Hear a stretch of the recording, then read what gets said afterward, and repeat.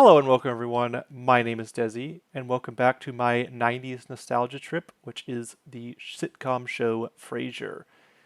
And today we will be talking about episode 9 of season 1, and this one is called Selling Out. The opening scene is Frasier on his show, and he is listening to a wealthy person who just dropped $300,000 on a boat and is arguing with his wife about what to name it. And Frasier goes into this long monologue about at Cornell University there is a microscope that is powerful enough to see atoms, and if he was equipped with that microscope, he could not locate his interest in this man's problem, and he abruptly hangs up, which was a very sick burn.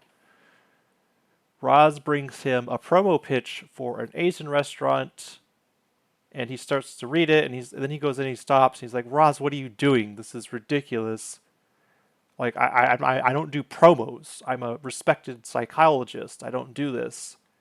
And Raj shows him how much money that it's going to garner, and he starts thinking about it. And then Bulldog Briscoe comes in and does the promo in an offensive fake accent and bangs a gong. It's really offensive and stupid and ridiculous because that's Bulldog for you. And as Frasier is leaving, he really starts to consider the money that these promos could bring in, and he has a talk with his dad and Daphne about it. And Martin, of course, is one of Frasier's moral compasses. And Martin essentially just kind of shrugs it off and says, take the money and run, what's the big deal? Frasier, of course, is still having his doubt and is worried about his integrity as a professional. And this is actually a very real thing that people in radio have issues with, especially people coming up from working class backgrounds or people that, like Frasier, who's a respected professional, or was a respected professional, I should say, and is worried about his integrity. And Martin comes up with a very ingenious solution, is just go to the Chinese restaurant and see if the food's good, and then decide whether to endorse it. And the next scene is a very happy Frasier Crane saying how much he loves the food at this Chinese restaurant. And it turns out that the restaurant has had a 30% increase in sales volume since Frasier's been doing these promos. This shows, again, how popular Frasier's show is. Like, I don't think that's emphasized enough how, like, huge Frasier is for Seattle. If he's able to increase a restaurant's profit by 30%. And the reason why I bring this up is for consistency. Like, if there's anything saying that Frasier's show isn't popular, then it's obviously not true. So that's the one thing I have with sitcoms and shows, which I try to be really picky and stingy about, is consistency. And the one thing, I'm going to bring it up now, that sometimes bothers me with the show is there's no overlap between episodes sometimes. Like, something happens in the previous episode and it's not mentioned again. But it's something I'll touch on later. It's not that important. It's just, again, one of my tangents. And as Frasier leaves the studio, we are introduced to a very notorious and popular and amazing actress who plays the role of Bibi Frazier. She introduces herself to Frasier after hearing his promo. Not, did I just say Bibi Frazier? Her name is not Glazer. Sorry, I messed up. And she is Bulldog Briscoe's agent. And she heard his promo and she's like, oh, you're amazing, you're good. And she offers to be his agent. But of course, because she's Bulldog's agent and Frasier has a very low opinion of Bulldog because he's kind of an idiot, he declines, which upsets her greatly.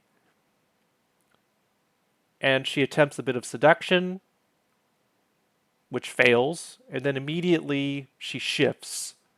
And it's like, oh, I'm going to visit my daughter in Palo Alto. She's going to Stanford. Oh my gosh, tuition is so bad. Do you have kids? And Frasier's like, yes, I have a son. And she's like, oh my, where do you plan to send him? And she says, well, I was hoping to send him to my alma mater, Harvard. And she's like, oh, ouch, that's going to be huge. There's no way you're going to be able to afford that unless you start saving up. And this works. It makes him think. And so he actually takes Frasier takes her on as his agent. And the next scene is Frasier sitting in a hot tub with Martin and Daphne. And apparently he's doing a pitch. And the only place he could find this hot tub was the showroom, so he brings Daphne and his dad to, just so he can say that his dad and Daphne liked it, his friends and family, and feel comfortable about saying that and not be lying if he pitched it on a show. Martin is just kind of like, I don't like being in a showroom doing this. Daphne's like, whatever. This is kind of nice. It's a warm bathtub, or it's a warm hot tub, so I'm happy with it. So Frasier goes on and does the pitch for the hot tub. The promos continue, and Bibi shows up with a jar of nuts. And it's interesting, initially when she shows up, she sees Daphne and assumes Daphne and Frasier are lovers, and that upsets her greatly because she's like, "Oh my gosh, I can't use the seduction angle if Daphne's here." And again, Bibi with the facial expressions is what she's known for. She is just she kills it, nails it every scene she's in. She just showed up and she's already like a huge presence in this episode, and spoiler alert, she will be a huge a huge presence in the future of the show. She's amazing and which helps the show thrive. A wonderful addition. But she ends up pitching these nuts, and he is like, I don't like nuts, especially these type of nuts, because they're full of salt and fat. And she says, well, my dear, these are for TV. And she seduces him with the prospect of being a nationally known figure because he'll be on the big screen. And Bibi now knows how to appeal to Frasier's massive ego, and this works.